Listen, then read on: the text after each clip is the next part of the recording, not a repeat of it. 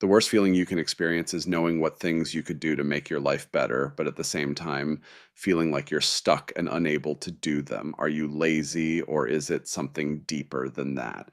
Now, if I ask you about the things that, if you did them, would improve your life, surely some things came to your mind.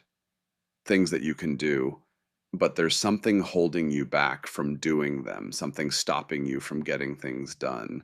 Why is it hard for us to start on important tasks? And why do we end up doing things we know are harmful? What's the solution? This is what we'll try to answer in this video, so don't forget to like and subscribe. Um, Procrastination is something we all experience. Everyone deals with it in different areas. Some face it in studying, others in work, and some in sports or other areas. Most people think that someone who procrastinates is lazy, disorganized, or doesn't care about getting things done, or doesn't know how to manage time. But the issue is a bit different. The whole thing starts in the brain. When a task reaches your brain, it begins to process your feelings towards it. For example, if you have an important test that you need to pass and you're anxious and stressed about it, your brain will say, why the stress? Relax now, and we'll see what happens later. In this way, your brain avoids facing the pressure and negative emotions that come when you realize the task you have to do, and it tries to delay it as much as possible. This is why you end up starting to study or work on the task only when there's no more time left and you have an overwhelming backlog of work. But what are these emotions that signal your brain to procrastinate? To understand these emotions, we need to understand what's called the procrastination cycle. Let me explain.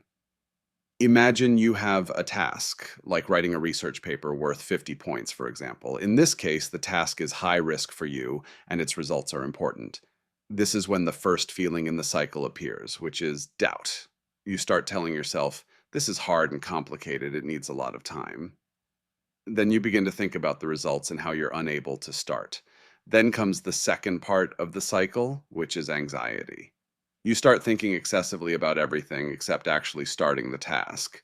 This anxiety then increases, leading to the third part, which is fear of failure.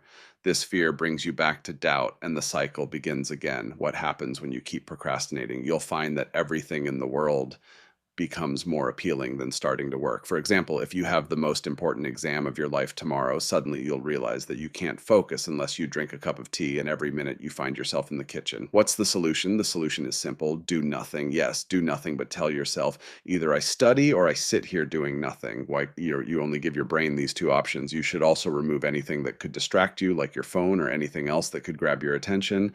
This will help you focus. Believe me, studying will become enjoyable once you eliminate distractions. There was an experiment conducted with a group of people. They were placed in an empty room with nothing else to distract them, and they were given a device. Every time they pressed a button on the device, they received a mild electric shock. The task given to them was to just sit in the room and do nothing. After some time, most of the participants pressed the button because of boredom. The feeling of boredom made them find the shock more enjoyable than just sitting there doing nothing. If you remove all distractions, you'll be left with two options: boredom or studying. Your brain will try to avoid boredom as much as possible, and thus it will turn to studying. Other tips: break down tasks into small stages. The sense of accomplishment you get after completing each stage will motivate you to keep going. Study with someone else or work with someone else on the same project, but don't choose someone who distracts you or pulls you off course. Assign yourself a manager.